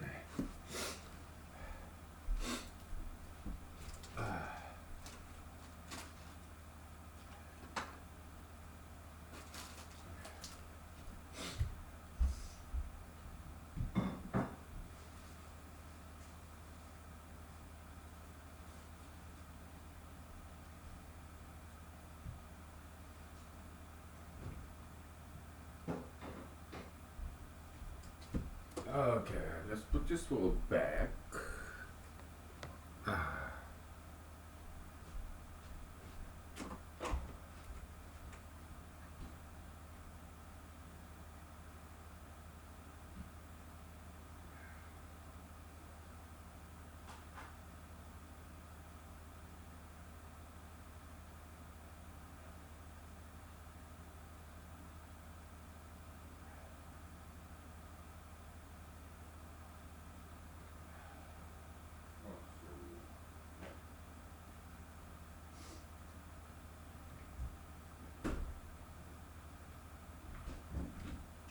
Wisconsin pickleback is so good, so good.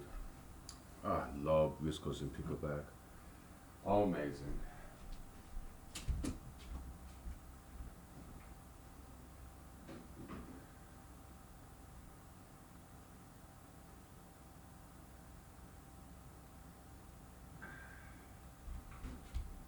Yeah, that was really good. Okay, let's take 5 minutes break.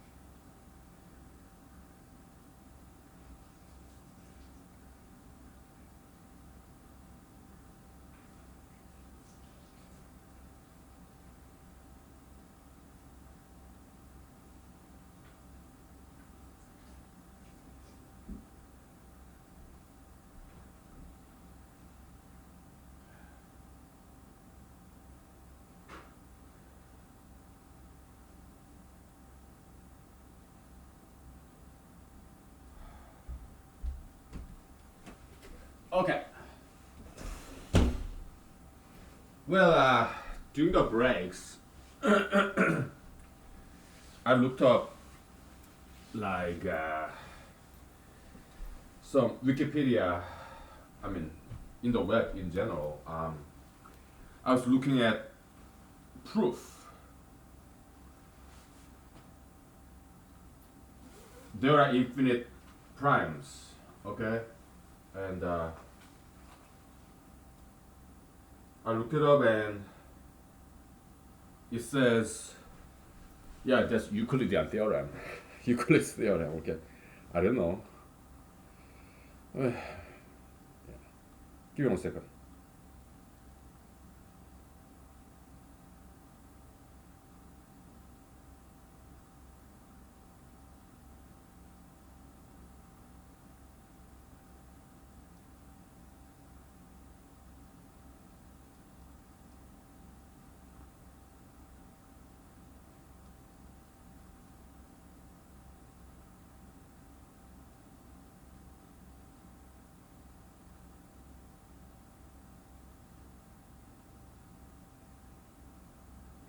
So, so because I was kind of wondering, so we pick a prime gap number and we have left hand side and right hand side, right? Let's bring it back because we ate. I mean, I ate food, so now I have some energy. So, um,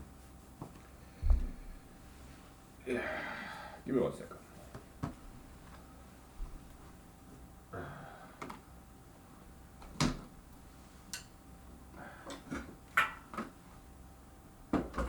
Okay.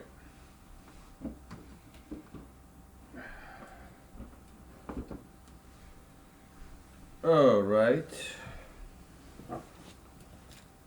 So we pick up prime gap, right? We look at the left hand side, right hand side, and we have to find all the weights on the left hand side and right hand side, and on the right hand side, yeah, it's be infinite, right?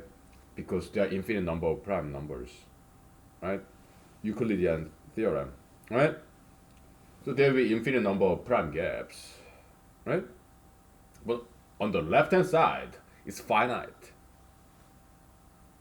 because there's fourth prime number, and beyond which, yeah, we can expand like negative prime numbers, right? But we're not gonna go there, okay? So I was kind of wondering, what if we run out of weights on the left hand side?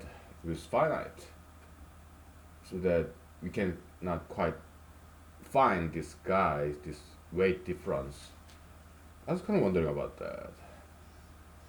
Give me 1 second.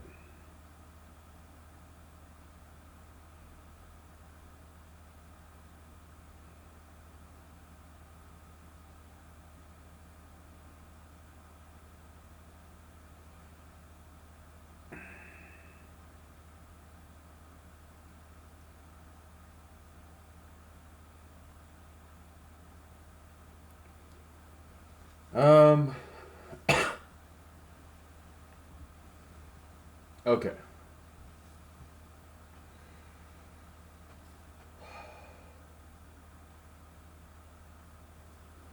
Because we're looking at this 12, right? And on the left hand side, we went all the way to here. Okay? What if we run out of the weights on the left hand side? So I was kind of wondering about that.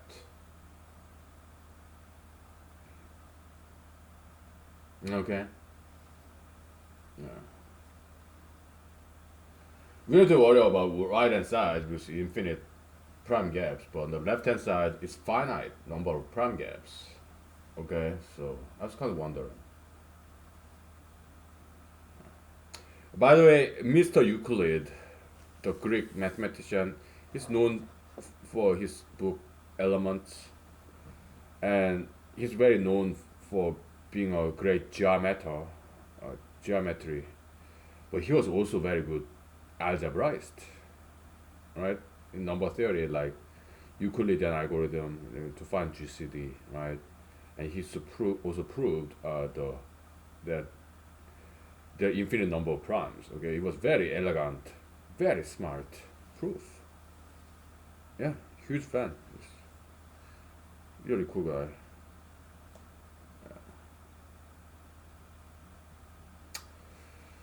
Yeah.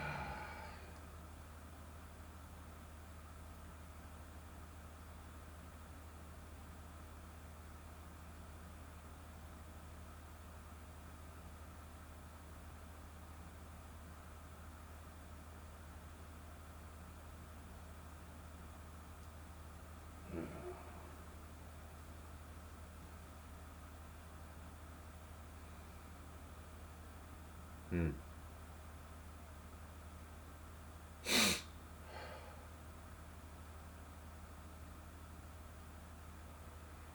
Yeah.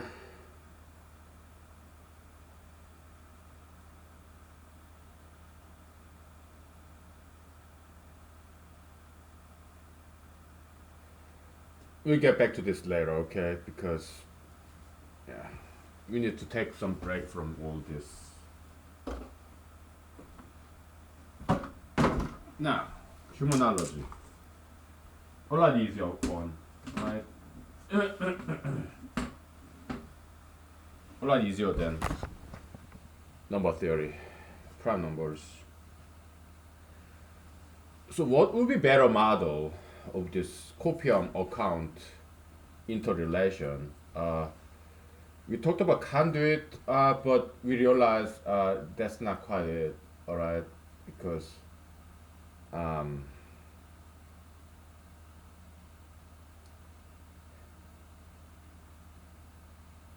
I mean, if you put a lot of water, if they are connected, then some of this water will go there. So there is this negative correlation, right? So yeah, we come up with a better model.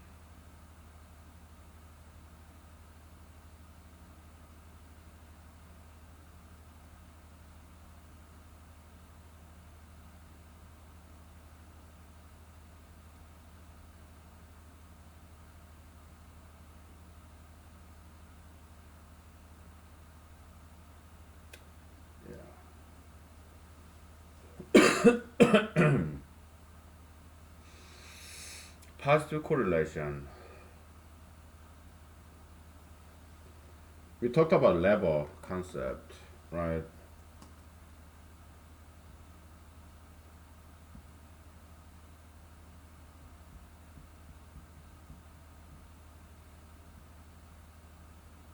Well.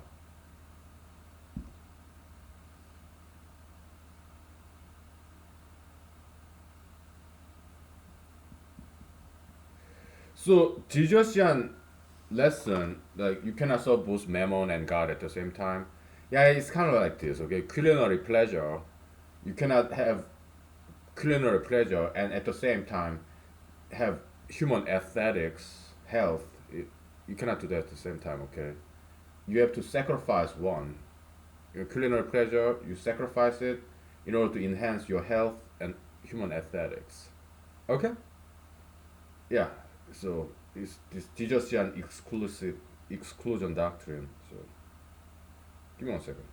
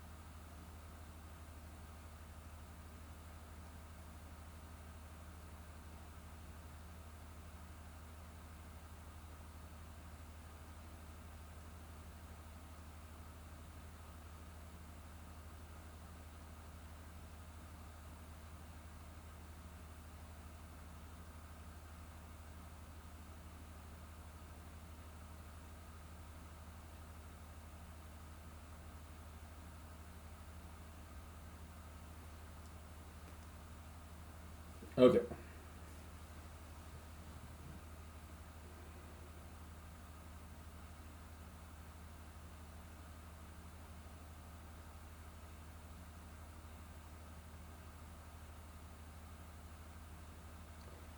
Yeah. So this level concept. All right. So yeah, that seems to be working. Okay.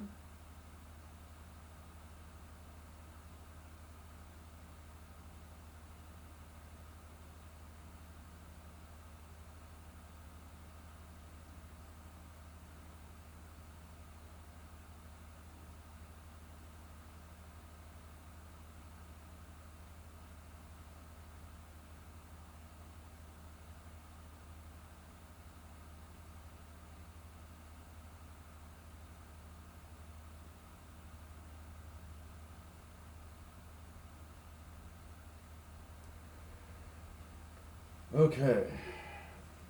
Yeah, that's that. Yeah, I don't really have anything more to say, so let's just wrap it up for today. And I ate food, so I guess I'll just go to bed and web surf, some news maybe. Okay. Why don't I do that right now? If I watch some news. Okay. What's going on in the world?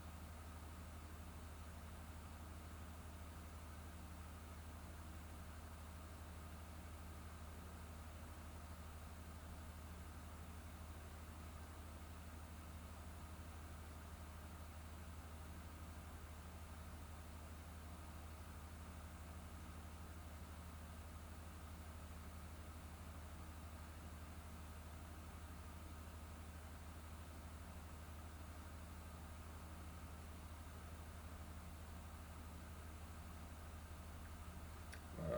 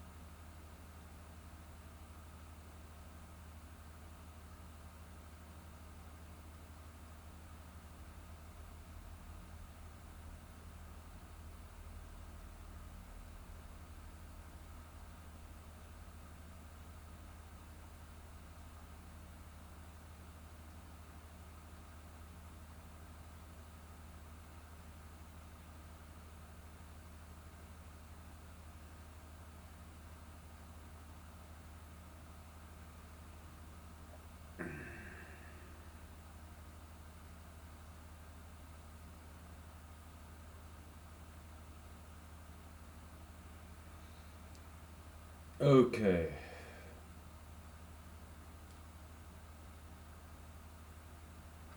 News, huh? Sure.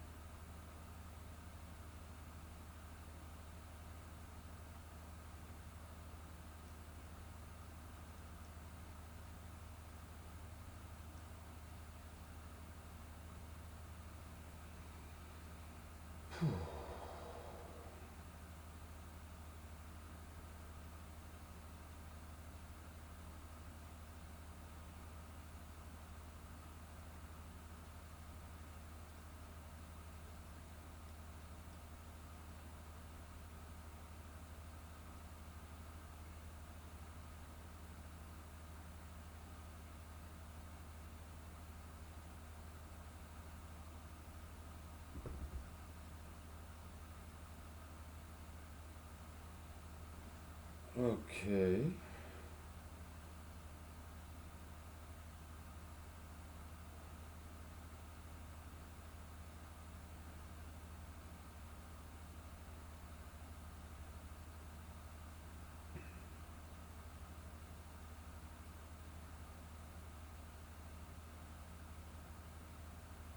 Yeah, not very much interesting news. Okay. All right, I'll see you tomorrow, okay? Thank you. Bye.